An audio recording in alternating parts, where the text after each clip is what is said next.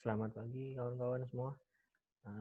Pada pertemuan di minggu ke-15 ini ya, ini merupakan pertemuan yang terakhir ya, karena setelah pertemuan ini teman-teman semua minggu tenang sampai hingga sampai awal Juli ya, kalau tidak salah, karena di awal Juli UAS pada tanggal 6 ya dimulai.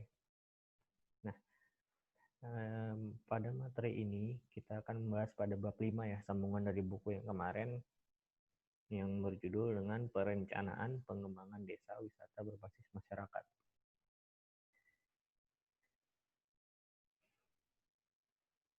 Nah, bab 5 ini pembahasan yang pertama membahas mengenai perencanaan dan pengembangan pariwisata. Yang pertama, perencanaan dan pengelolaan pariwisata. Itu yang pertama. Yang pertama kita mengenai pembahasannya mengenai perencanaan dan pengelolaan pariwisata. Jadi kita sedikit refleksi lagi, mungkin teman-teman semua udah mengetahui apa itu perencanaan, apa itu pengelolaan. Jadi saya akan merefleksikan kembali mengenai apa itu perencanaan pengelolaan. Yang dimana di sini perencanaan itu merupakan sebuah hitungan, memperhitungkan dari analisis sampai pelaksanaannya dilaksanakan. Itu menganalisis sesuatu yang memenuhi kebutuhan ke depan, apa yang hendak dicapai ke depannya, itu merupakan bagian dari perencanaan. Terus pengelolaan artinya itu mengendalikan, menyelenggarakan, menjalankan dan lain sebagainya mengenai sumber daya yang kita miliki, bagaimana kita mengelola sumber daya tersebut, menjalankannya untuk mencapai sasaran dari perencanaan yang kita susun di awal tadi.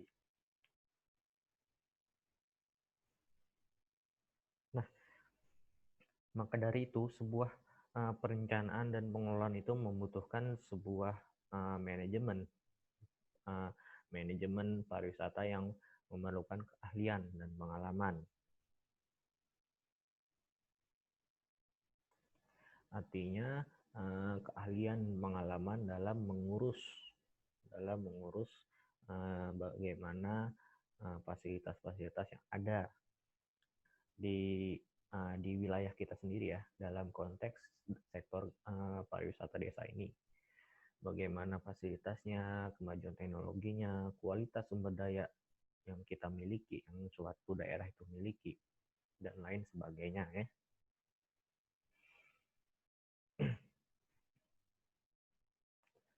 Nah, prinsip-prinsip perencanaan pariwisata itu menurut UIT itu adalah prinsip-prinsip perencanaan kepariwisataan dalam ruang lingkup lokal, regional, nasional, dan secara internasional itu dapat dirumuskan sebagai berikutnya.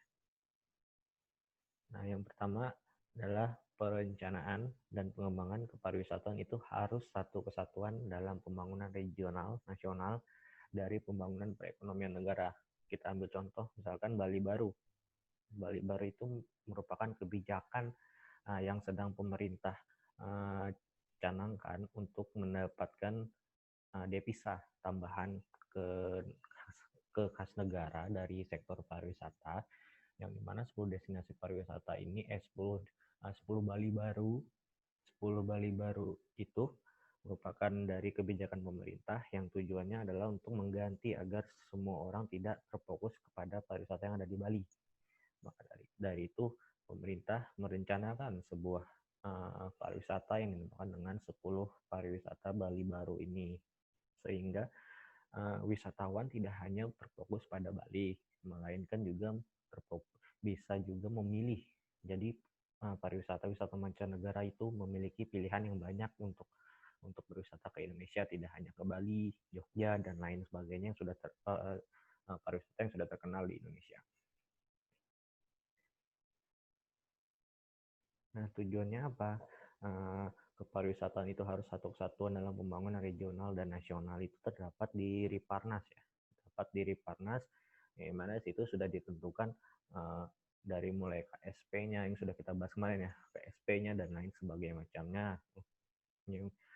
Karena dalam Riparnas itu penentuan wilayah-wilayah strategisnya meliputi daerah-daerah yang sangat berpotensi untuk dikembangkan lagi, untuk dimajukan lagi pertumbuhan pariwisatanya, seperti di Pulau Komodo, terus Borobudur kalau tidak salah ya, ada juga, dan lain tempat-tempat wisata dan lain sebagainya macamnya, baik itu bersifat wisata desa atau wisata-wisata khusus lainnya juga yang melibatkan wisata budaya dan lain sebagainya.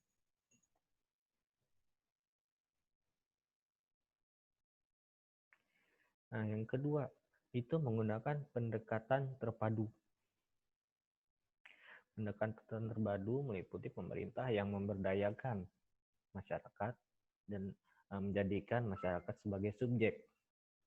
Menjadikan masyarakat sebagai subjek daripada pembangunan, bukan hanya lagi menjadikan masyarakat sebagai objek. Artinya masyarakat di sini dapat terlibat ke dalam pembangunan melalui pemberdayaan yang dilakukan oleh pemerintah dan mitra kerjanya, entah itu swasta ataupun kelompok-kelompok wisata yang sifatnya non pemerintah.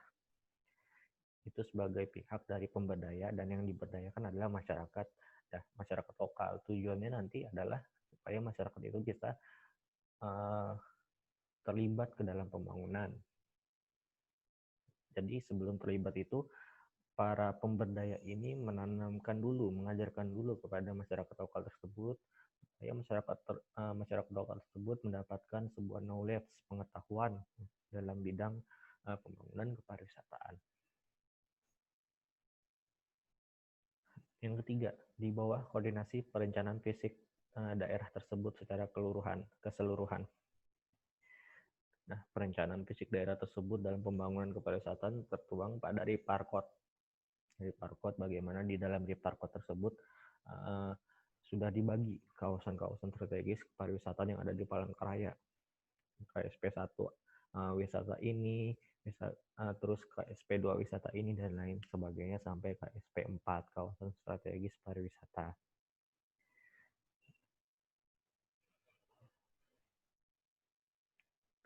Yang keempat, perencanaan fisik suatu daerah untuk tujuan wisata harus didasarkan pada penelitian atas faktor geografinya, bukan hanya berdasarkan faktor administrasi saja. Jadi perencanaan fisik suatu daerah untuk tujuan wisata itu bukan hanya didasarkan faktor administrasi saja, faktor wilayah, luasan wilayah suatu kota, daerah misalkan, juga harus meliputi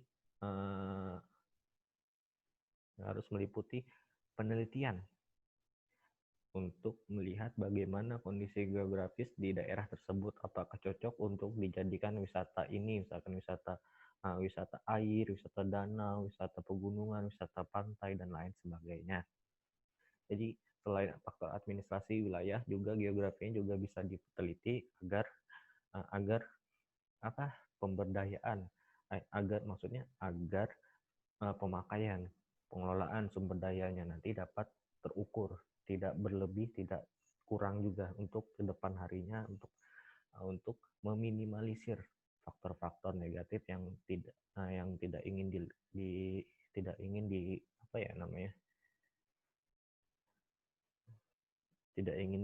terjadi ke depannya ya. Jadi geografi itu penting, selain juga faktor administrasi, juga geografi. Memperhatikan faktor ekologi. Ekologi ini adalah yang mengarah kepada kelestarian lingkungan.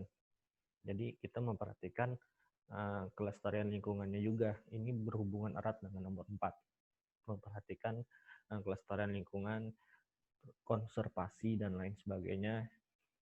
Jadi faktor ekologi ini banyak macamnya. Ada ekologi politik, ekologi dalam ekonomi, yang dimana dari masing-masing ekologi politik, ekologi ekonomi, dan ekologi budaya itu sendiri memiliki makna dan fungsi dan tujuan yang berbeda-beda untuk membuat wisata kita itu tidak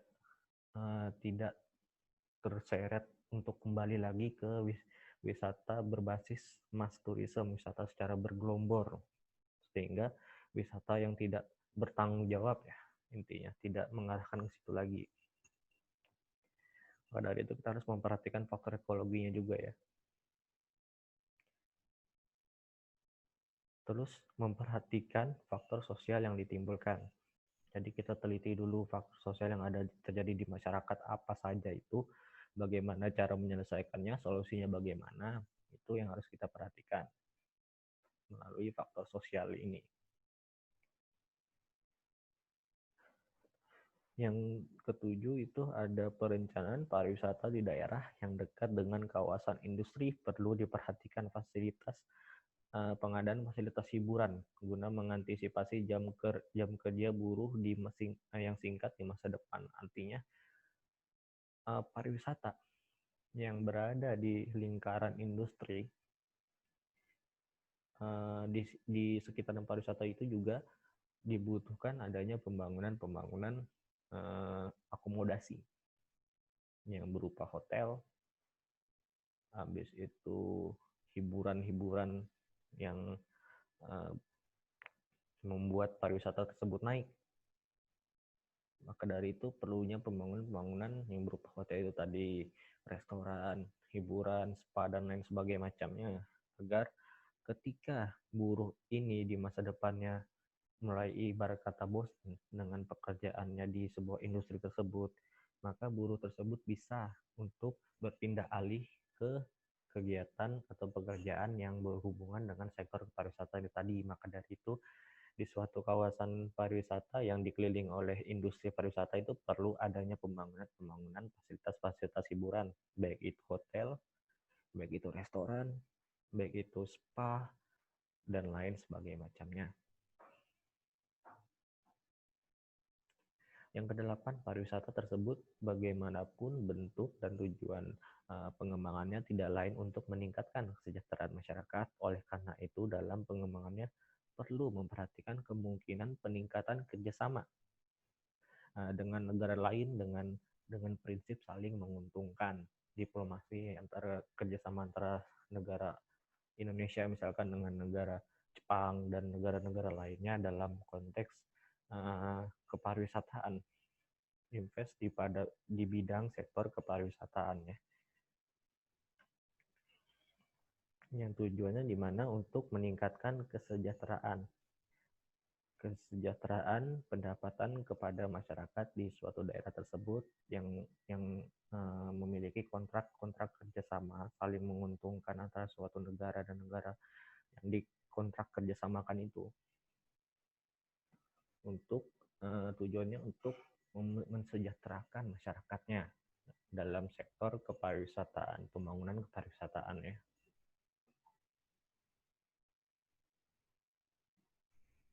Dan juga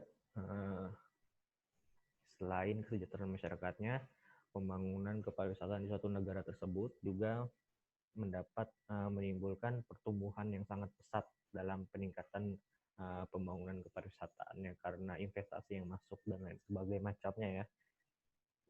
Terus tahapan perencanaan pariwisata.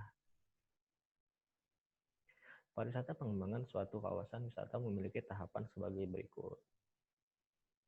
Yang pertama adalah marketing research.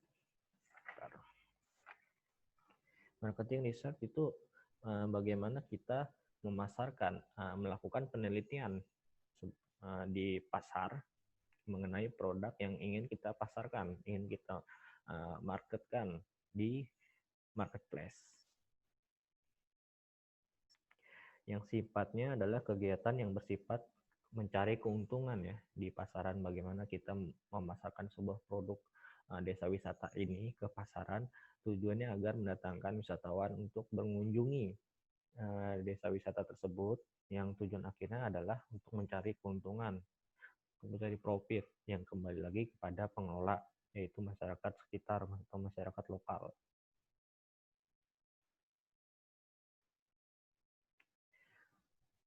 Terus yang kedua, situational analysis. Jadi kita bagaimana menganalisis suatu situasi mengenai desa wisata tersebut, melakukan kajian, melakukan penelitian mengenai faktor-faktor geografis yang sudah kita bahas tadi, bagaimana suatu desa wisata tersebut, apakah cocok lokasinya, kondisi geografis desa wisata tersebut menjadi desa wisata yang berbasis air, berbasis danau, berbasis pegunungan, pantai, dan wisata-wisata khusus lainnya. Jadi harus melakukan situasional analisis, menganalisis situasi di suatu desa tersebut, apakah cocok untuk dijadikan desa wisata berbasis ini, misalkan berbasis itu. Terus selanjutnya marketing target, di mana dalam pemasaran apa sih target yang kita ingin capai dalam kita memasarkan suatu produk dari desa wisata kita itu, apa sih targetnya, entah apa targetnya adalah untuk mendatangkan investasi, atau targetnya hanya untuk mendatangkan wisatawan, atau juga targetnya untuk keuntungan yang dapat dirasakan oleh masyarakat dan lain sebagainya. Tourism promotion, promosi pariwisata ya, yang mana ini adalah bagian penting dalam suatu kepariwisataan adalah promosi. Jika kita tidak melakukan promosi, maka hal yang akan didapatkan adalah tidak adanya pengunjung dan tidak adanya pendapatan, pemasukan, dan lain sebagainya. Maka itu dalam suatu pengembangan dan pembangunan kepariwisataan itu perlu adanya tourism promotion, promosi pariwisata ya. Yang tujuannya juga untuk memenuhi kegiatan-kegiatan yang ada di atasnya, seperti marketing target, situational analysis, dan marketing research.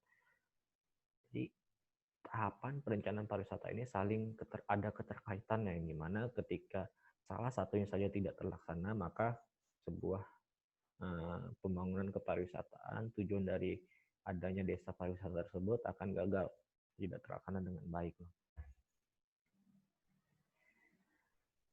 Yang kelima ada pemberdayaan masyarakat setempat, yang dimana yang itu tadi dalam pembangunan kepariwisataan itu masyarakat sebagai subjek dan juga sebagai objek daripada pembangunan. Nantinya masyarakat dapat berpartisipasi ke dalam pembangunan kepariwisataan. Maka dari itu adanya pemberdayaan masyarakat ini tujuannya untuk memberikan edukasi mengenai kepariwisataan kepada masyarakat, pembelajaran kepada masyarakat, dan lain sebagainya, agar masyarakat dapat mandiri dan dapat menganalisa suatu proses perencanaan ke depannya, apa yang harus dilakukan dan apa yang harus tidak dilakukan. Mengingat juga masyarakat sebagai pengelola daripada suatu kegiatan wisata yang ada di desa wisatanya sendiri. Nah, kelima tahapan ini harus dilakukan dengan memperhatikan faktor-faktor yang berikut ini ya. Yang pertama adalah faktor kelangkaan, di mana faktor kelangkaan ini adalah bagaimana kita melihat di suatu desa wisata tersebut apakah dapat dijumpai di tempat lain. Misalkan gini, apakah desa wisata di suatu daerah yang berbasis misalkan seperti desa Kereng Bangkirai, berbasis air, berbasis danau, apakah wisata seperti di Kereng Bangkirai itu dapat ditemukan di daerah di tempat lain selain di dermaga Kereng Bangkirai, di suatu daerah atau di suatu desa tersebut.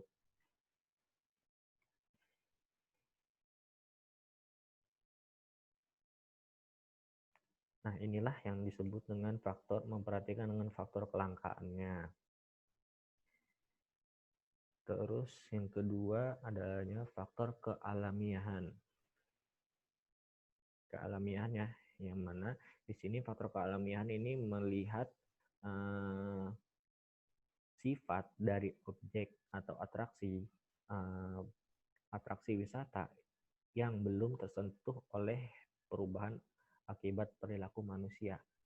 Jadi misalkan gini, di faktor kealamian ini melihat apakah suatu tempat wisata yang berpotensi untuk dinaikkan menjadi tempat wisata itu apakah pernah untuk disentuh oleh masyarakat sekitar ataupun masyarakat luas.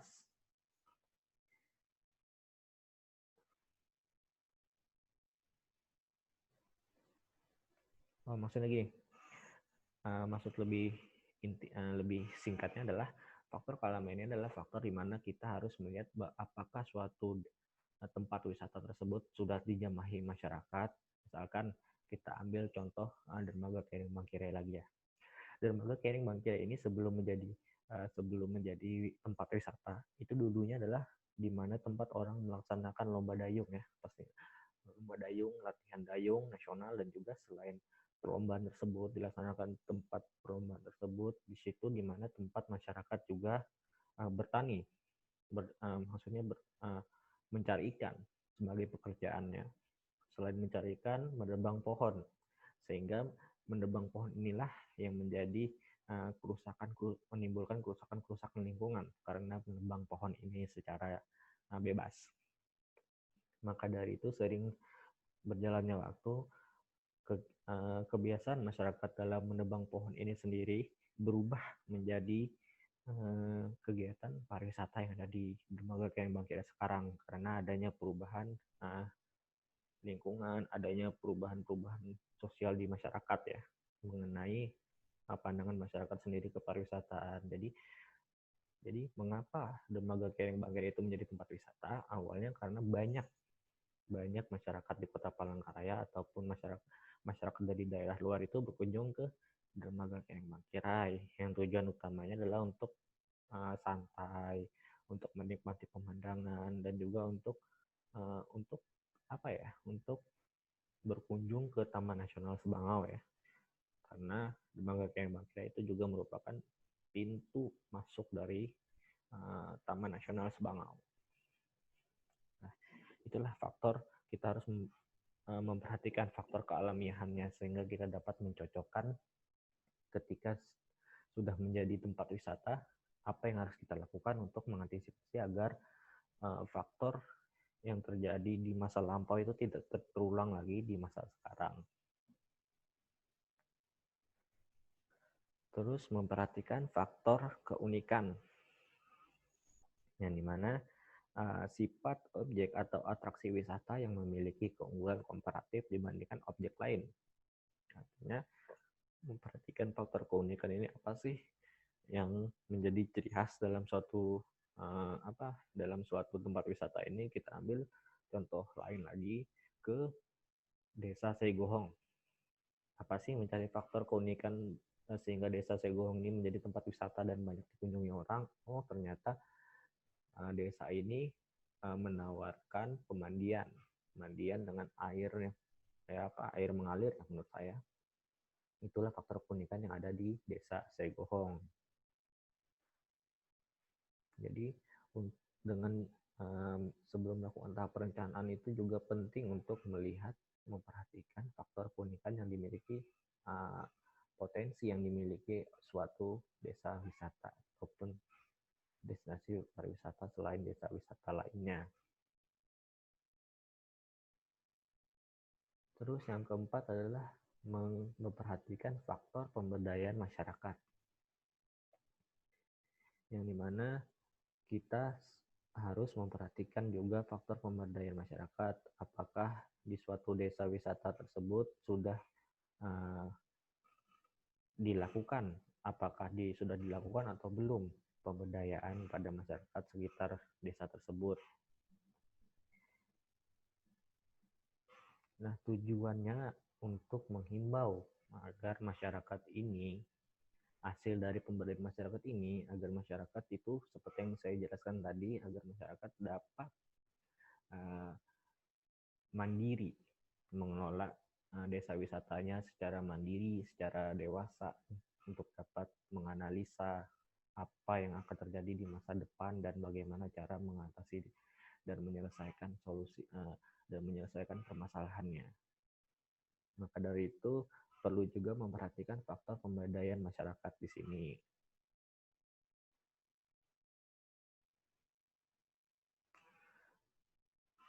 Yang kelima adalah faktor optimalisasi lahan.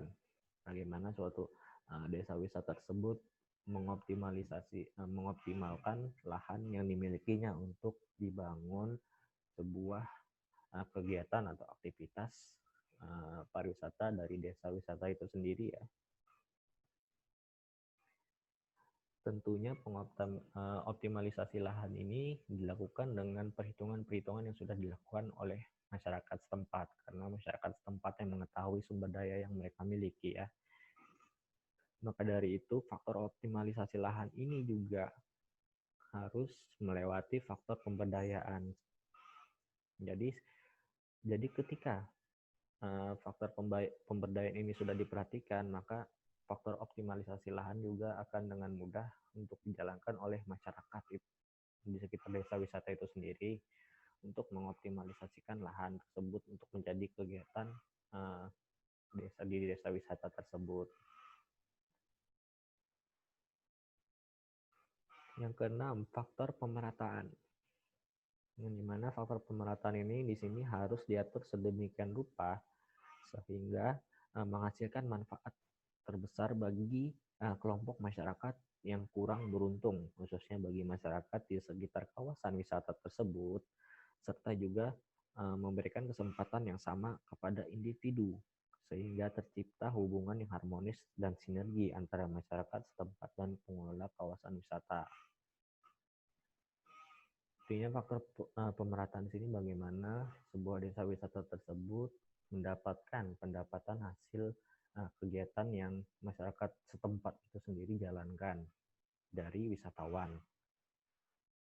Jadi faktor pemerataan ini lebih ke benefit, bagaimana penghasilan pendapatan yang didapat oleh masyarakat sekitar desa wisata tersebut akibat dari menjalankan kegiatan pariwisata di desa wisata tersebut ya.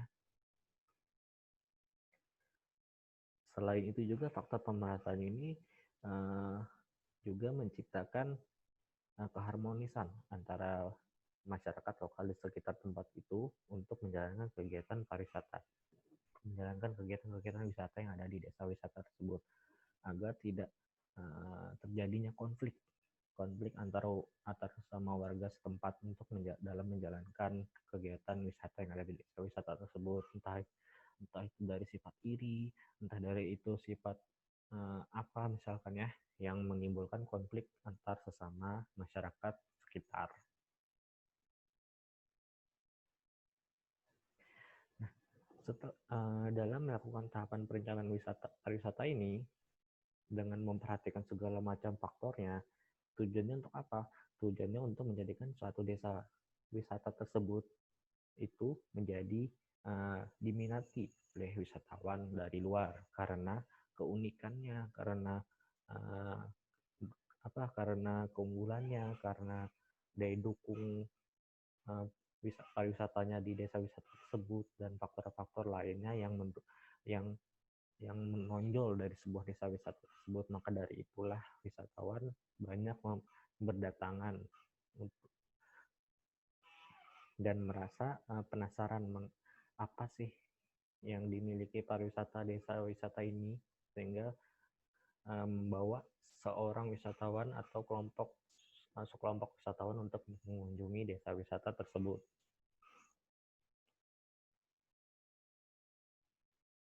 Nah, pengembangan pariwisata di sini menurut Munasef, yaitu pengembangan pariwisata merupakan segala kegiatan dan usaha yang terkoordinasi untuk menarik wisatawan, untuk menyediakan semua sarana dan prasarana, barang dan jasa, fasilitas yang diperlukan guna melayani kebutuhan wisatawan di desa wisata tersebut.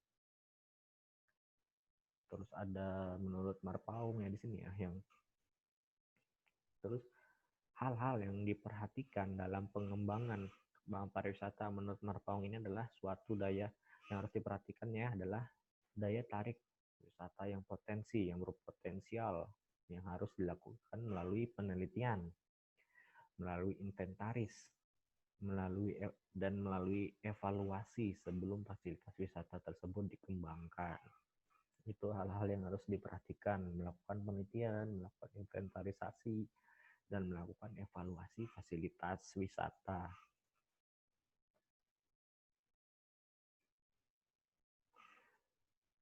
UIT menambahkan atau melengkapi ada 3 faktor yang sebagai penentu keberhasilan pengembangan pariwisata.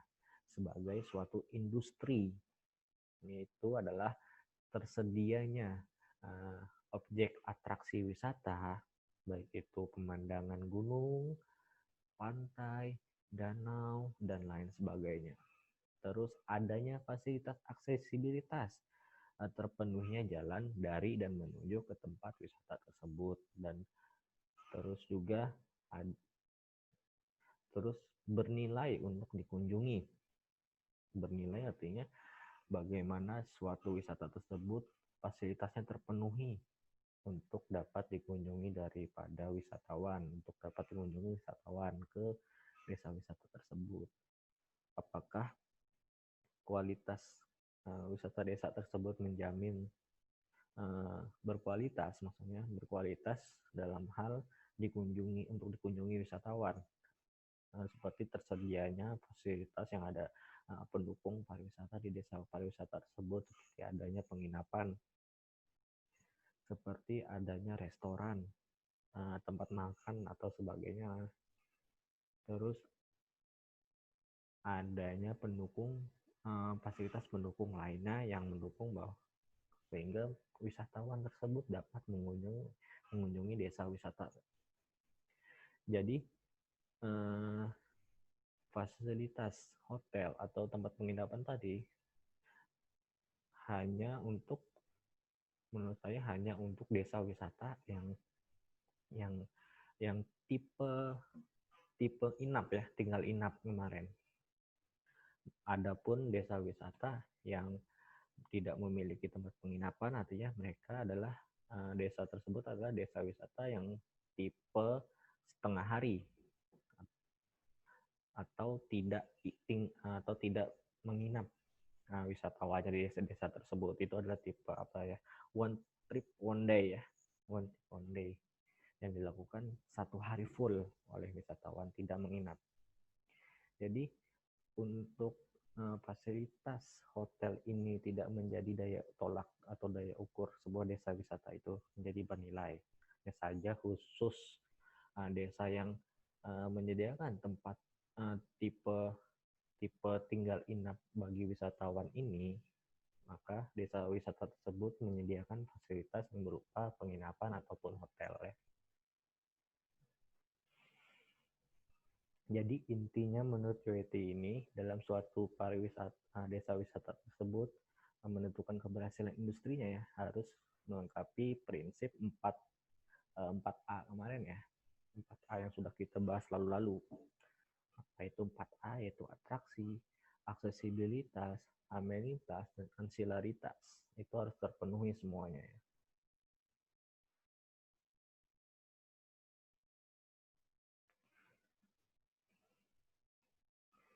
Nah, komponen-komponen pengembangan pariwisata. Kita lihat komponennya. Hal yang harus diketahui dalam perencanaan pariwisata itu adalah dengan mengetahui komponen-komponen dari pengembangan pariwisata dan hubungan internal di antara komponen itu sendiri. Jadi Inscape ini mengemukakan bahwa komponen pengembangan pariwisata secara garis besar itu dapat diklasifikasikan lagi sebagai berikut. Yang pertama, atraksi dan aktivitas pariwisata. Adanya atraksi, adanya pemandangan pariwisata yang ada di desa wisata tersebut. Pemandangan dalam artian sebagai daya tarik utama sebuah desa wisata itu tadi yang kita sebut tadi mengenai desa wisata berbasis danau, berbasis pegunungan dan lain sebagainya. Itu harus memenuhi komponen-komponen ini ketika melakukan pengembangan pariwisata. Adanya atraksi, adanya aktivitas pariwisata, pengelolaan dan penjalanan pariwisata, entah paket wisata yang ada di desa wisata tersebut, baik itu susur sungai, bebek goes, dan penawaran wahana-wahana wisata di desa wisata tersebut. Jadi harus adanya atraksi dan aktivitas pariwisata, itu yang pertama ya, komponen-komponennya. Komponen yang kedua, akomodasi.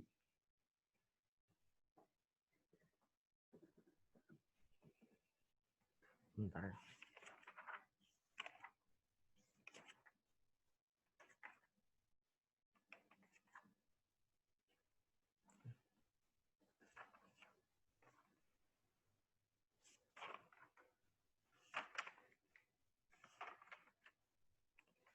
Akomodasi ini bagaimana di suatu desa wisata tersebut memenuhi fasilitas pendukung daripada fasilitas lainnya, daripada fasilitas utama pariwisata lainnya. Fasilitas pendukung itu tersedianya tempat makan, tersedianya hotel, tersedianya pusat kesehatan dan lain sebagainya yang mendukung lancarnya kegiatan pariwisata yang dijalankan oleh desa wisata tersebut. Terus dengan memperhatikan komponen fasilitas dan jasa layanan wisata lainnya. Bagaimana fasilitas di desa wisata tersebut ya, dengan jasa-jasa layanan yang ditawarkan oleh suatu desa wisata tersebut mengenai kegiatan pariwisata. Selanjutnya ada komponen fasilitas dan jasa layanan transportasi. Bagaimana layanan yang ditawarkan atau yang ada di desa wisata tersebut mengenai jasa layanan transportasi. Apakah bisa dilewati taksi, apakah bisa dilewati ojek online untuk menuju ke tempat wisata tersebut.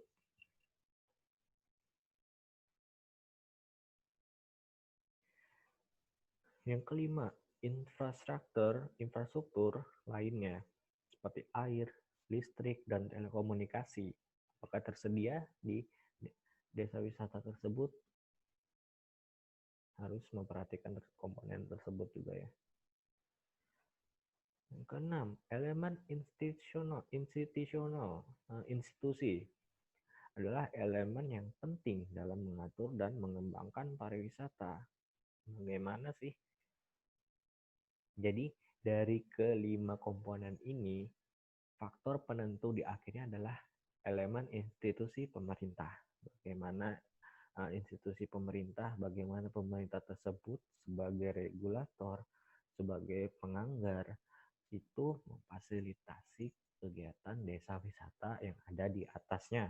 Bagaimana cara mereka bekerja dan dalam mengembangkan pariwisata. Jadi keenam komponen ini yang harus diperhatikan lagi, harus dibangun lagi agar untuk membangun sebuah desa wisata.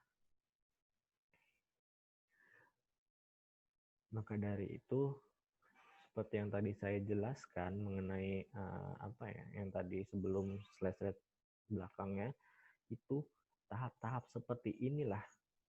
Tahap-tahap seperti ini harus satu kesatuan. Apabila satu tidak terlaksana, maka semuanya gagal. Jadi harus satu kesatuan dengan jalan akhirnya ada di tangan pemerintah. Bagaimana pemerintah tersebut mendukung kegiatan pembangunan atau pengembangan dari desa wisata tersebut.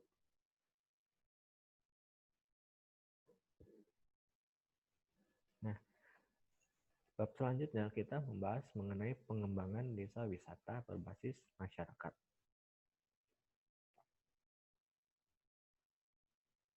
Pariwisata berbasis komunitas menurut Gerot. Nah, CBT, Community Based Tourism. Yang pertama, yang A, bentuk pariwisata yang memberikan kesempatan kepada masyarakat lokal untuk mengontrol dan terlibat langsung dalam memanajemen sebuah pembangunan pariwisata. Yang kedua, masyarakat yang tidak terlibat langsung dalam usaha-usaha pariwisata juga mendapatkan keuntungan. Yang ketiga, menuntut pemberdayaan secara politis dan demokratisasi dan distribusi keuntungan kepada komunitas yang kurang beruntung di pedesaan. Itu konsep CBT, Community Based Tourism, menurut Gerard. Nah, CBT menurut Hausler itu merupakan suatu pendekatan pembangunan pariwisata yang menekankan kepada masyarakat lokal, baik yang terlibat langsung dalam industri pariwisata maupun tidak terlibat, dalam bentuk memberikan kesempatan dalam memanajemen pembangunan pariwisata yang berujung pada pemberdayaan politis melalui kehidupan yang lebih demokratis, termasuk dalam pembagian keuntungan dari kegiatan pariwisata yang lebih adil bagi masyarakat lokal. Ini kedua konsep CBT, Community Based Tourism, menurut Garrett dan Hausler.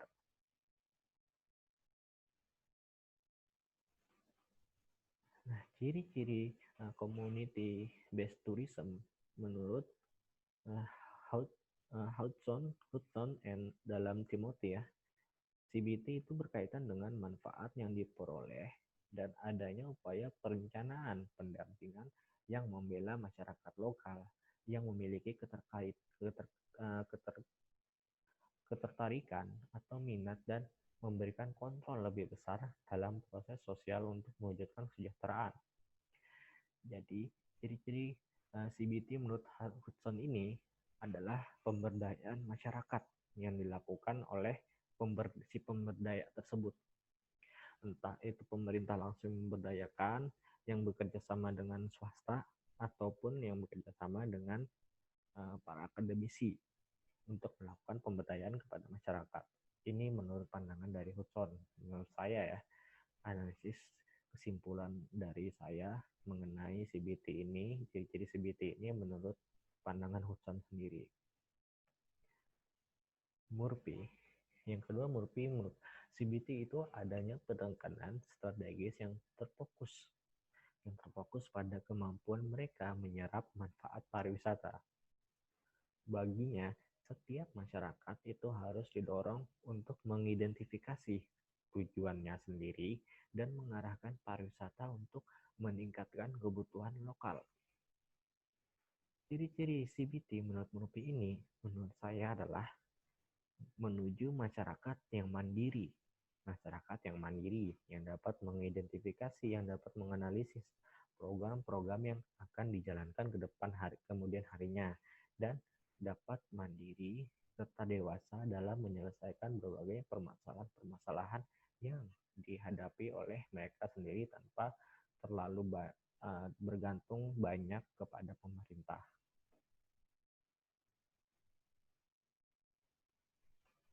Mengapa desa wisata?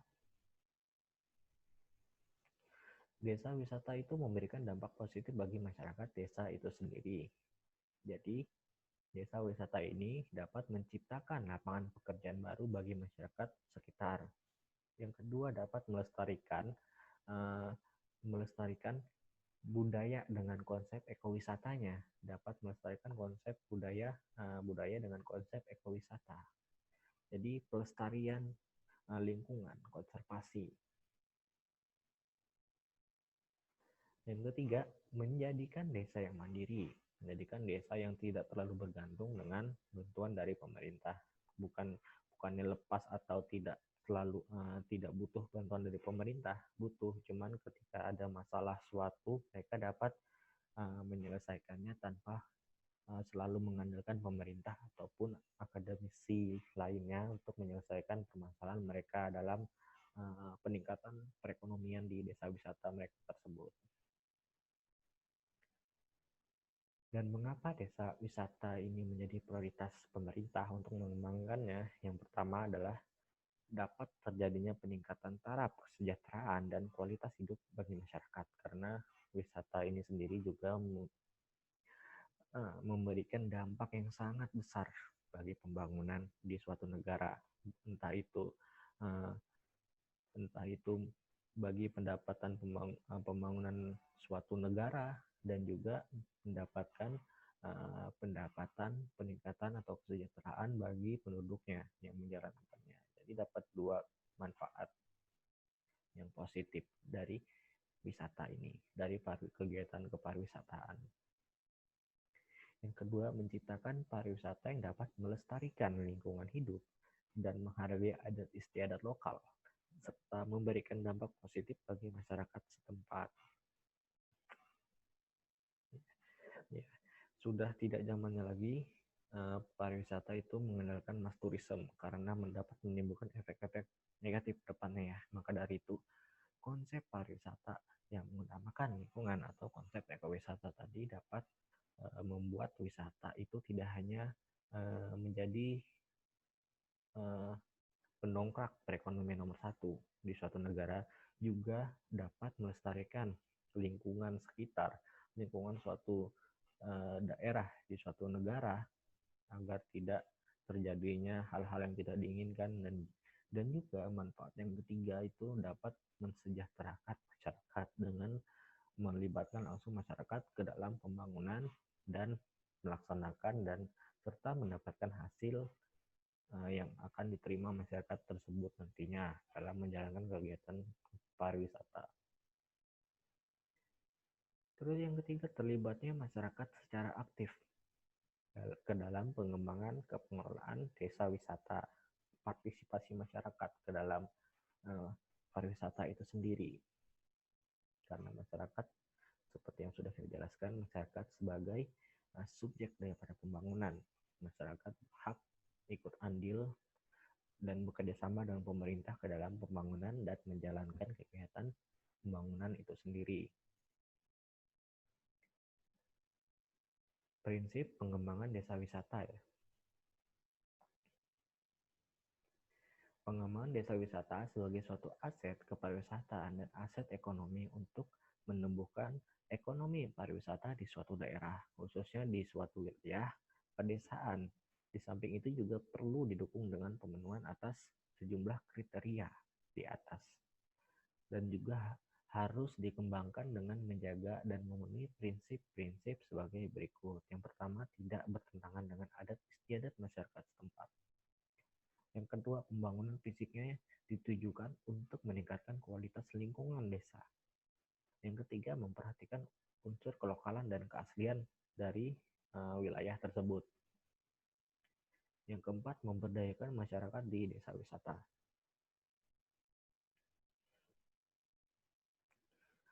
Pendekatan pengembangan desa wisata.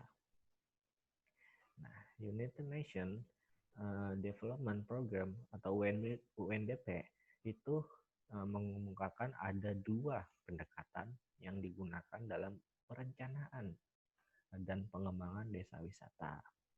Yang pertama adalah pendekatan pasar pengembangan desa wisata, yang dimana pendekatan pasar pengembangan desa wisata itu sendiri juga terbagi ke dalam beberapa hal.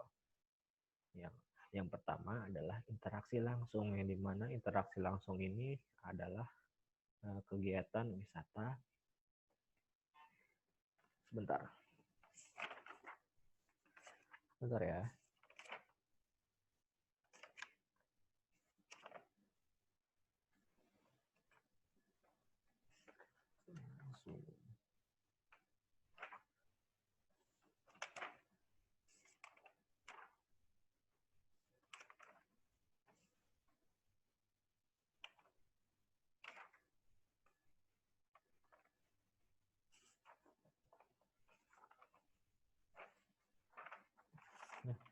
Kembali lagi, pendekatan pasar pengembangan desa wisata ini harus dibagi ke beberapa interaksi lagi ya.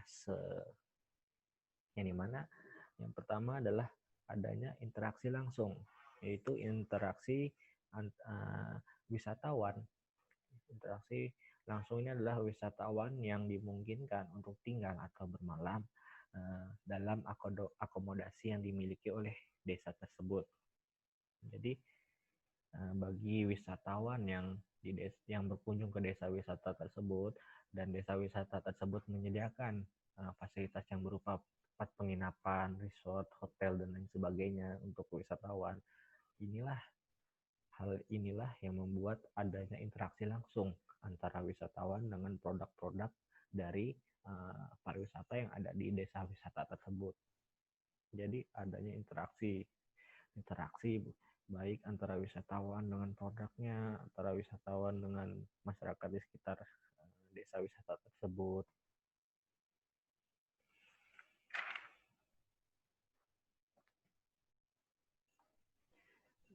Terus yang kedua, adanya interaksi tidak langsung. Jadi interaksi langsung ini sangat berhubungan dengan interaksi yang kedua, yaitu interaksi setengah langsung. Apa itu interaksi setengah langsung? Itu bentuk desa wisata yang menerapkan one day trip. One day trip yang itu berarti perjalanan wisatawan perjalanan sehari wisatawan yang berkunjung ke desa wisata tersebut. Artinya desa wisata yang tidak menyediakan fasilitas yang berupa tempat tinggal, penginapan, hotel, resort. Tetapi, interaksi setengah langsung yang dilakukan wisatawan tersebut dapat dirasakan wisatawan tersebut dengan berinteraksi atau menjalankan kegiatan di antara lain dalam bentuk makan di tempat desa wisata tersebut, kulinernya, mencoba kuliner di desa wisata tersebut. Terus dengan berkegiatan bersama penduduk setempat. Misalkan di desa wisata tersebut mengadakan acara kegiatan pameran, kegiatan upacara adat, kegiatan apapun itu yang bentuknya adanya terjadinya interaksi antara wisatawan dan penduduk sekitar yang menjalankan kegiatan wisata pariwisata di desa wisata tersebut. Yang ketiga, adanya interaksi tidak langsung. Artinya interaksi tidak langsung ini, wisatawan tersebut dapat mendapatkan informasi dari jurnal, dari media berita, dari pamflet, dan media-media lainnya yang membuat wisatawan tersebut dapat mengetahui informasi mengenai desa wisata tersebut. Maka harus dilakukannya berbagai penelitian, berbagai penulisan yang dapat dijadikan buku dan lain sebagainya. Tujuannya agar wisatawan dapat mengetahui informasi penting dari kegiatan pariwisata di desa wisata tersebut.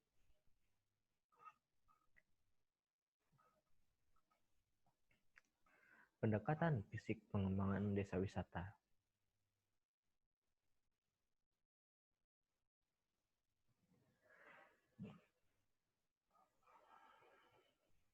Nah, jadi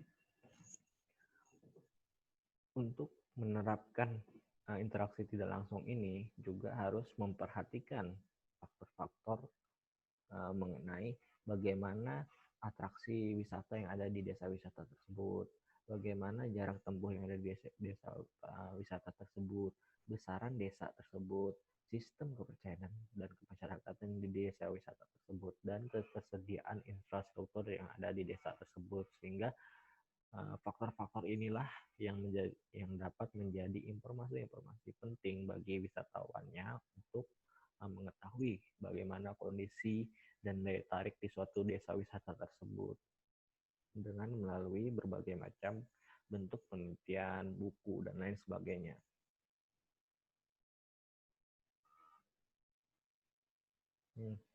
Terus pendekatan fisik pengembangan desa wisata.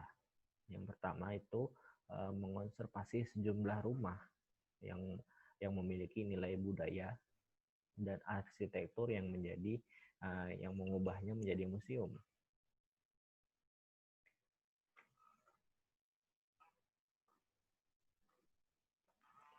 Terus yang kedua, mengonservasi keseluruhan desa dan menyediakan lahan baru. Yang ketiga, mengembangkan bentuk akomodasi di desa tersebut. Pendekatan fisik pengembangan desa ini, pengembangan desa wisata ini adalah bentuk dari konservasi, sebuah konservasi yang tujuan akhirnya adalah untuk membangun suatu desa wisata yang berupa itu tadi, yang melakukan konservasi sejumlah rumah yang memiliki nilai budaya sehingga dijadikan sebuah museum. Terus mengonservasi keseluruhan desa yang menyediakan lahan baru dan mengembangkan bentuk-bentuk akomodasi di desa tersebut berupa hotel, berupa restoran, tempat makan, penginapan, ataupun lainnya. Jadi pendekatan fisik ini meliputi ketiga ini ya.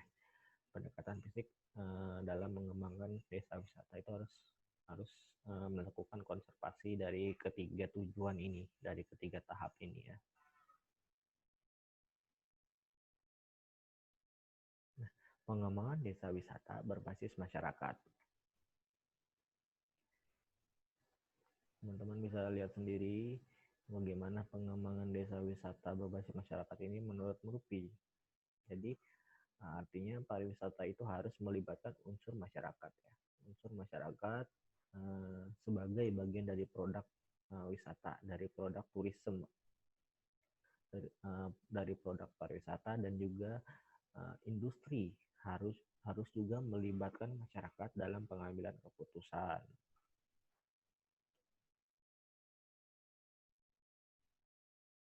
Gates dan Jamal ini menguatkan lagi pendapat MUPI mengenai pengembangan desa wisata, di mana Gates di sini mengemukakan bahwa dengan menguatkan dan mengembangkan fondasi dari pendapat MUPI ini mengenai konsepnya, yaitu dengan konsep kolaborasinya, yaitu dengan mengkolaborasikan pemerintah dengan masyarakat agar pemerintah sendiri dapat berperan dalam menguatkan peran masyarakat dengan regulasi dan anggaran.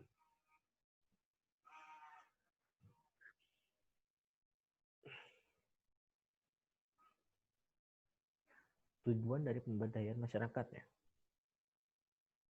Nah, ini tujuan dari pemberdayaan masyarakat, memfasilitasi masyarakat, melakukan pemberdayaan masyarakat, memfasilitasi masyarakat agar mampu menganalisis, mampu, terus yang kedua mampu menstimulus untuk mengembangkan usahanya sendiri, menstimulus masyarakat atau kelompok masyarakat agar dapat mengembangkan usaha wisatanya sendiri.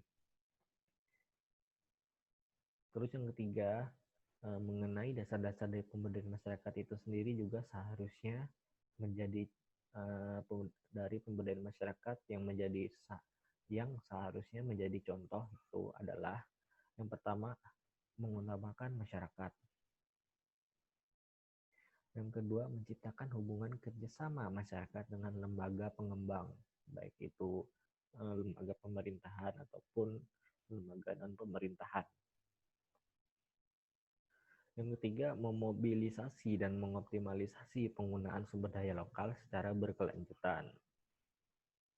Yang keempat, mengurangi ketergantungan antara masyarakat dengan pemerintah, antara masyarakat dengan swasta, antara masyarakat dengan pemikir-pemikir seperti akademisi dan lain sebagainya.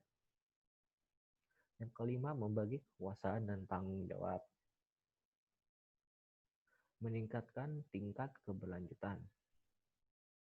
Jadi tujuan dari pemberdayaan masyarakat itu sendiri juga harus meliputi keenam ini ya.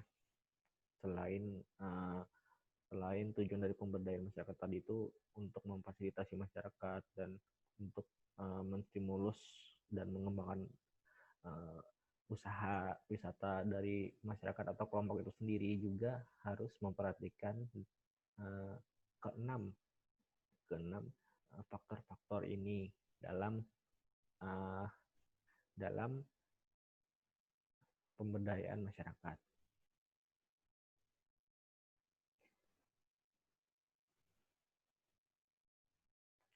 Pengembangan berbasis masyarakat. Ya. Jadi pengembangan berbasis masyarakat ini meliputi dari perencanaan yang memposisikan masyarakat sebagai subjek.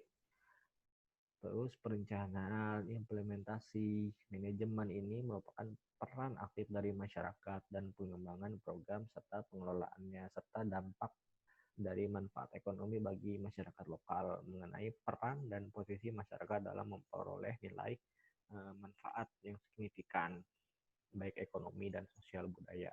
Inilah proses dari pengembangan berbasis masyarakat yang dimulai dari perencanaan, penjalanan, mengimplementasian, monitoring, hingga evaluasi.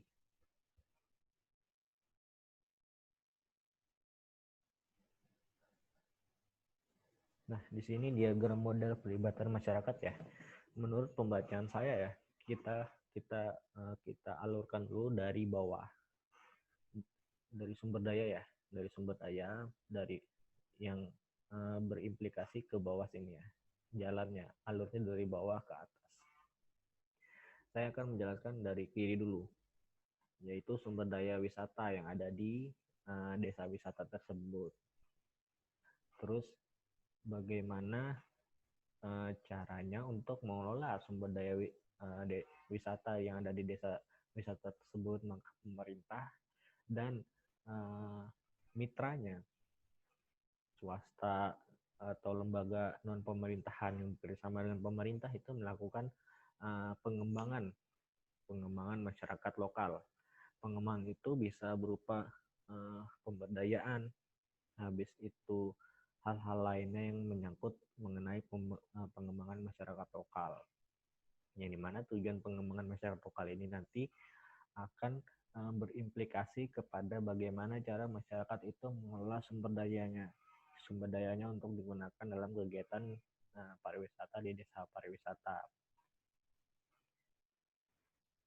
Dari pengelolaan sumber daya ini, bagaimana masyarakat tersebut dapat mengelolanya dari pengelolaan sumber daya pengelolaan sumber daya menjadi sebuah paket wisata.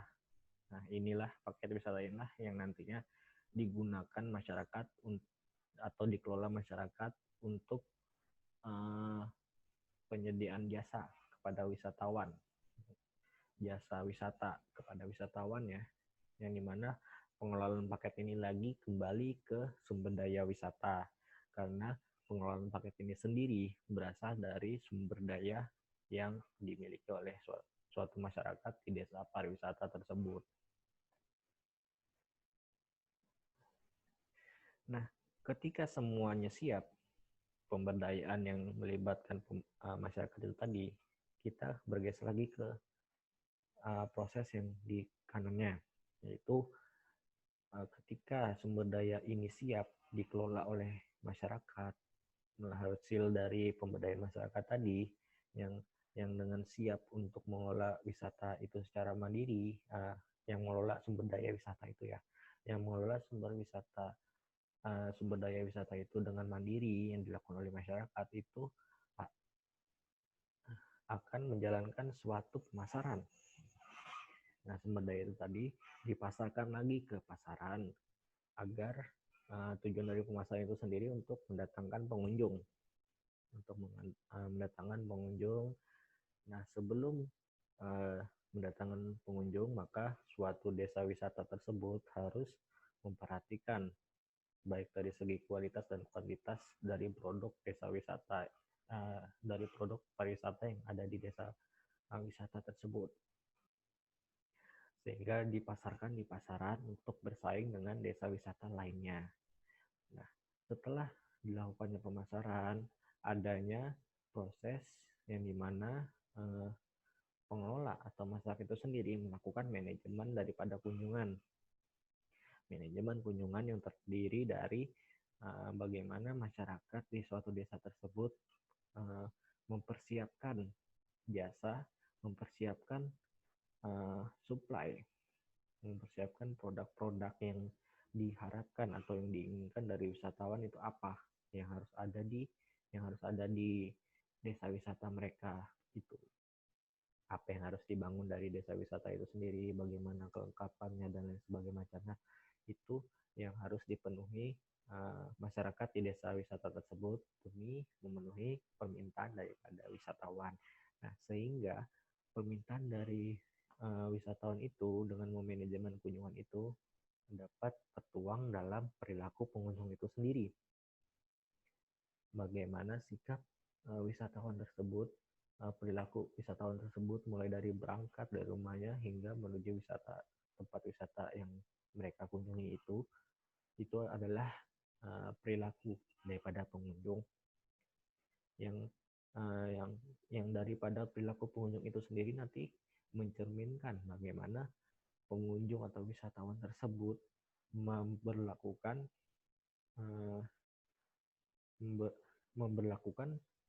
apa ya bahasanya itu, di mana perilaku pengunjung itu nanti sendiri bagaimana cara mereka wisatawan tersebut berlaku atau bersikap di desa wisata. Artinya ketika wisatawan tersebut berada di suatu desa wisata, bagaimana cara mereka berperilaku di desa wisata tersebut. Nah, maka dari itu kemarin kita ada membahas mengenai perilaku wisatawan ya, perilaku pengunjung, yang dimana perilaku pengunjung itu adalah seorang atau sekelompok wisatawan yang yang bersikap, yang mempunyai karakter, bagaimana cara mereka berangkat dari rumahnya sampai menuju tempat wisata tersebut, bagaimana perilaku mereka. Nah, manajemen hasil dari manajemen kunjungan inilah menimbulkan penilaian atau analisis mengenai perilaku pengunjung yang dilakukan oleh masyarakat desa tersebut. Dengan hasil dari pemberdayaan itu tadi ya, sehingga masyarakat secara mandiri dapat melihat baik apa yang diinginkan oleh wisatawan, bagaimana perilaku wisatawan tersebut, itu dapat dianalisis dan disediakan oleh masyarakat sendiri, disediakan oleh masyarakat di desa wisata itu sendiri melalui sumber daya yang mereka miliki. Nah, inilah bentuk dari diagram model pelibatan masyarakat itu sendiri, yang merupakan dari pemberdayaan masyarakat hingga kepada pemasaran.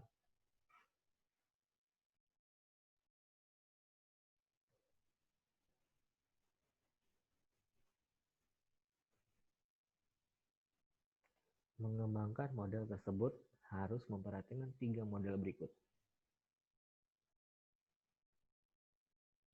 Ya, pengembangan produk desa pariwisata pedesaan itu perlu mempertimbangkan karakter pasar yang ada dari sisi pariwisata, dari sisi pasar wisatawan. Ada 2 karakteristik pasar yang terlibat dalam kegiatan wisata pedesaan, yaitu yang pertama, kelompok pasar wisatawan dengan keterlibatan aktif, tidak intensif, ringan. Bentar.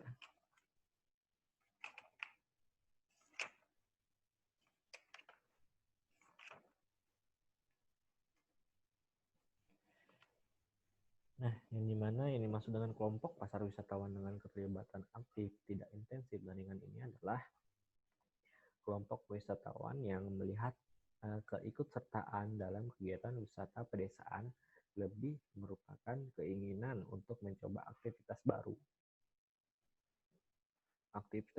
dan sebagai bagian dari pengalaman total yang ingin dirasakan wisatawan. Artinya wisatawan yang ingin pengalaman baru, mendapatkan pengetahuan baru daripada kegiatan wisata yang mereka kunjungi. Jadi bukan hanya untuk merasakan wahana dari kegiatan wisata itu saja, melainkan wisatawan tersebut ingin adanya knowledge yang didapat mereka dari kunjungan mereka ke desa wisata tersebut.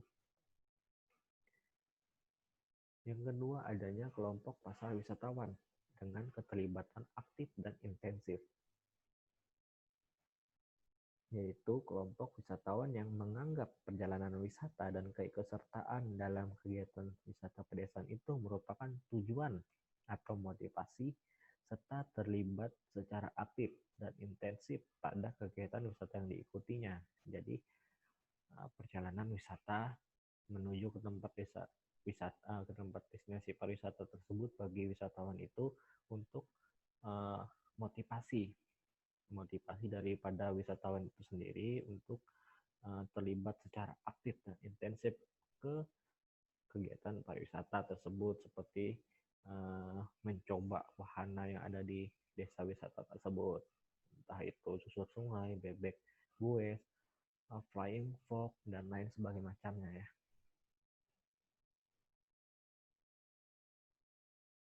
Terus yang kedua, bagian besar yang kedua adalah pengembangan produk pariwisata pedesaan itu perlu mempertimbangkan aspek pencarian keunikan dan kualitas sebagai motivasi utama wisatawan dalam melakukan perjalanan.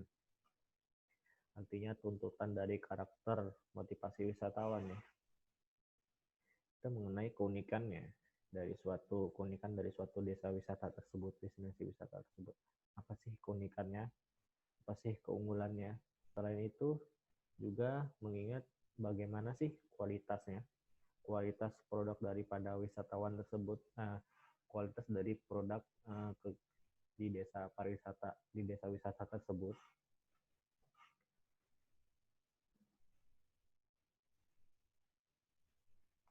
Nah, hal besar yang ketiga adalah pengembangan produk pariwisata pedesaan itu perlu mempertimbangkan kesinambungan dan kelestarian sumber daya wisata yang dikembangkan, baik sumber daya wisata alam maupun sumber daya wisata budaya.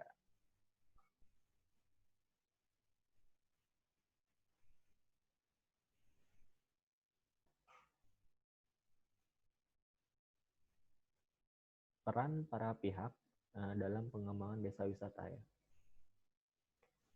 Seperti dilihat sendiri, Mahardika di sini mengatakan bahwa proses partisipasi dan terbentuknya desa wisata itu adalah untuk meningkatkan kemampuan capacity building dan penguatan kelembagaan institusional strengthen komunitas lokal yang melalui proses pembelajaran, uh, melalui proses belajar dari pengalaman atau experience based learning proses, dengan cara melibatkan masyarakat dalam berbagai aspek dari proses pemberdayaan. Itu menurut Mahardika. Nah, selanjutnya adalah langkah dari peranan pemerintah maupun NGO (non-government organization) dalam pendekatan terbentuknya suatu desa wisata itu menyangkut 3 hal seperti berikut. Yang pertama, adanya penyadaran. Yang kedua, adanya pengorganisasian masyarakat. Yang ketiga, adanya penghantaran sumber daya manusia. Sebentar.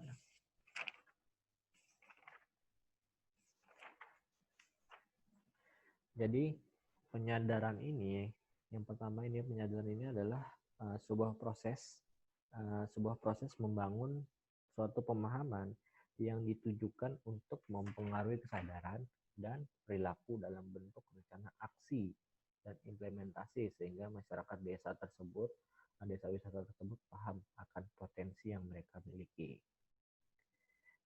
Melakukan penyadaran ya, bahwa masyarakat desa itu sendiri memiliki potensi, memiliki skill yang harus diasah, yang dimiliki mereka dalam mengembangkan sumber daya yang dimiliki mereka itu sendiri.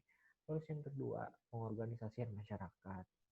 Yang mana di sini adalah upaya pemberdayaan masyarakat agar memahami dan sadar terhadap kerentanan dan kapasitasnya maupun kondisi lingkungannya, serta memobilisasi masyarakat dalam merespon permasalahan maupun memenuhi kebutuhannya dengan mengoptimalisasikan sumber daya yang ada. Maka dari itu di sini peran masyarakat merupakan yang utama dalam pembangunan desa wisata ya, dalam pembangunan pariwisata. Terus yang ketiga, penghantaran sumber daya manusia, resources delivery. Di sini yaitu memberikan pengertian serta arahan kepada masyarakat akan keberadaan potensi yang bisa dimanfaatkan sehingga mampu mengelola sumber daya alam maupun sumber daya manusia. Ya, itu ya.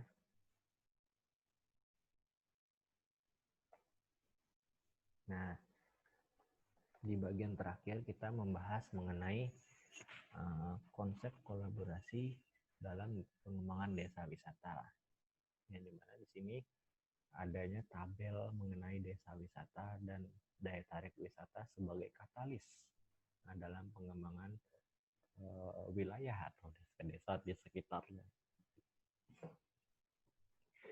Jadi secara singkat, pengembangan konsep kolaborasi pengembangan desa wisata ini contohnya adalah seperti yang ada di Palangkaraya. Saya yang membahas di Palangkaraya.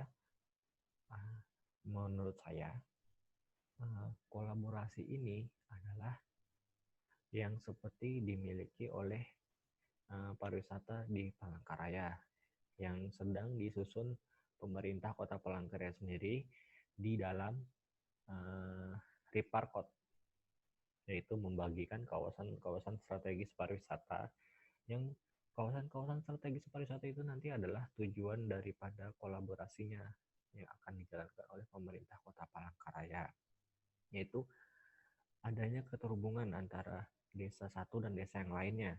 Ketika kita ingin sekelompok atau seseorang wisatawan ingin mengunjungi desa wisata yang berbasis danau, itu ada di desa Kereng Bakirai dan desa Danau Tahai ya kalau nggak salah. Nah, terus yang kedua, ketika wisatawan atau sekelompok wisatawan itu ingin mengunjungi wisata yang berbasis bukit atau pegunungan, itu ada di Bukit Pekiling, ada di Bukit Karmel. Nah, terus ketika wisatawan atau sekelompok wisatawan itu ingin mengunjungi wisata yang berbasis kuliner, artinya mereka harus mengunjungi tempat wisata yang ada di Lamboyan dan lain sebagainya dan lain seterusnya sampai ke pada museum artinya mereka harus datang ke Museum Balanga. Maka dari itu salah satu bentuk dari kolaborasi dari pengembangan desa wisata ini itu adalah adanya paket jasa perjalanan wisata yang menghubungkan antara wisata satu dengan wisata lainnya, yang dimana dari paket wisata itu nanti itu berbagai macam, yang dimana dalam paket wisata tersebut nanti akan diarahkan oleh penyedia jasa perjalanan itu nanti meliputi misalkan dalam paketnya itu misalkan ya perjalanan menuju desa wisata Kereng Bangkirai dilanjutkan ke tempat wisata di desa Tangkiling, dilanjutkan lagi ke desa Danau Tahai hingga ke Segohong, terus menuju ke Museum Balanga dan lain sebagainya. Menurut saya kalian paham apa yang saya maksud mengenai paket-paket perjalanan wisata. Nah, itu yang sedang dicanangkan oleh pemerintah saat ini melalui Riparkot. Mungkin secara sumber daya Kota Palangkaraya ini pariwisatanya mampu bahkan berpotensi untuk menjadi wisata yang berdaya saing. Namun secara anggaran itu masyarakat itu Palangkaraya masih merintis, sehingga untuk sementara ini tingkat kunjungan wisatawan menuju ke Palangkaraya ini masih belum tergolong pesat peningkatannya, meskipun ada peningkatan dalam kunjungan wisatawan di Kota Palangkaraya ini, tapi belum sangat pesat, hanya pesat saja. Terus mengenai konsep kolaborasi dan pengembangan desa wisata ini di Palangkaraya sendiri,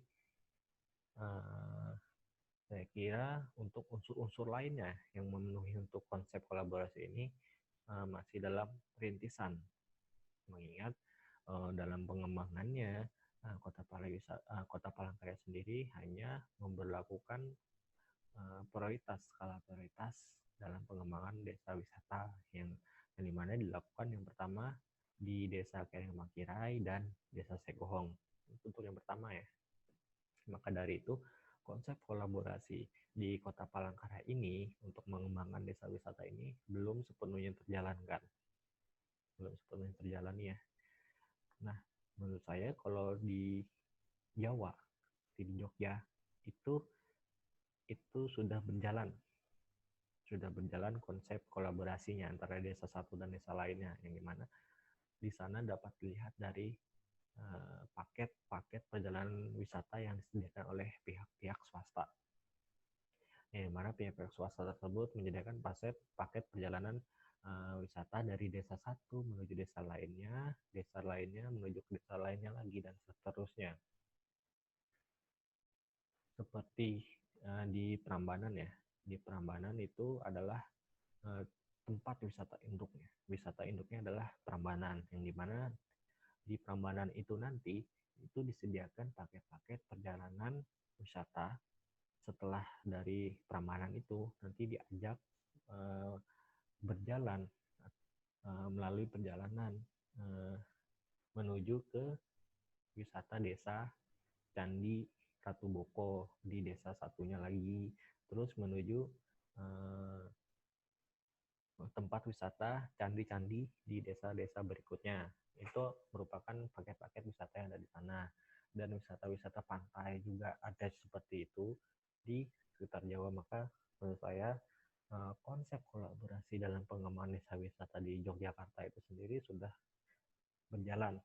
Meskipun saya tidak mengetahui secara keseluruhan, tapi saya hanya melihat dari luar saja, dan dengan hanya melihat dari luar itu sendiri saya dapat menyimpulkan bahwa sudah berjalan, entah itu baik ataupun buruk hasilnya saya dapat pastikan itu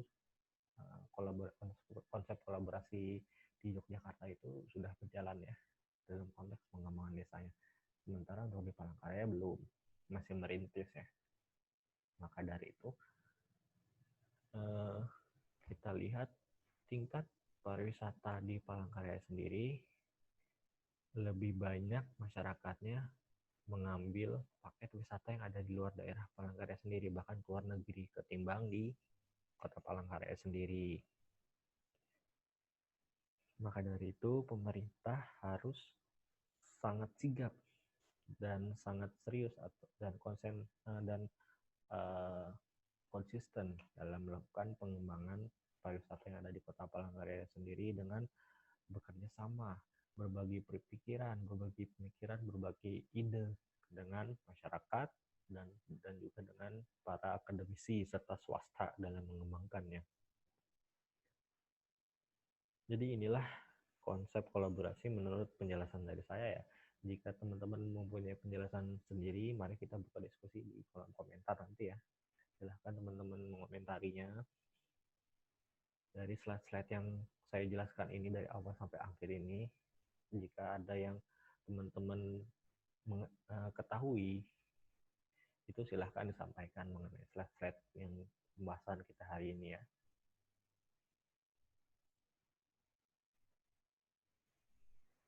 Nah, usaha pariwisata sebagai daya tarik pengembangan wilayah desa dan sekitarnya. Yang dimana di sini meliputi usaha pariwisata, lingkaran usaha pariwisata, industri pariwisata. Apa itu industrinya? Meliputi atraksi dan kelompok kesenian. Terus adanya kelompok kuliner. Terus adanya petani-petani lokal, baik itu di petani 1, petani 2, dan petani lainnya yang berada di sekitaran desa wisata itu sendiri. Jadi menurut saya usaha pariwisata di sekitaran desa itu sendiri itu menjadi daya tarik. Misalkan suatu desa wisata tersebut memiliki lahan pertanian, memiliki tempat pusat pembelanjaan alat-alat kesenian, alat-alat khas yang dijual di desa wisata tersebut. Terus ada pusat-pusat kuliner di desa wisata tersebut, itu merupakan daya tarik dari sebuah desa wisata tersebut, sekaligus menjadi tempat ataupun usaha pariwisata yang dapat dijalankan oleh masyarakat di desa pariwisata itu sendiri. Yang dimana usaha pariwisata ini selain sebagai daya tarik pengembangan desa wisata itu juga merupakan sebagai poros dan generator dalam pengembangan yang diharapkan nantinya dapat mendistribusikan manfaat itu sendiri kepada pendapatan perekonomian masyarakat di sekitar itu sendiri, masyarakat lokal itu sendiri di sekitar desa wisata ya. Oke, saya kira itu saja penjelasan dari saya, karena ini pertemuan kita yang terakhir ya, maka presentasi saya mengenai materi kita di pertemuan minggu terakhir ini agak sedikit banyak dan memakan banyak waktu. Jadi saya kira presentasi saya kali ini itu saja.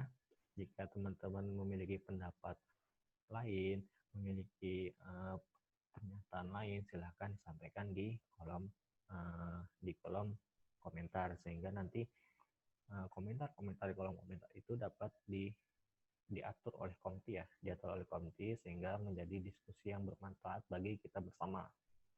Ya, saya kira sekian dan terima kasih ya. Selamat siang teman-teman. Sampai jumpa di lain kesempatan ya. Terima kasih.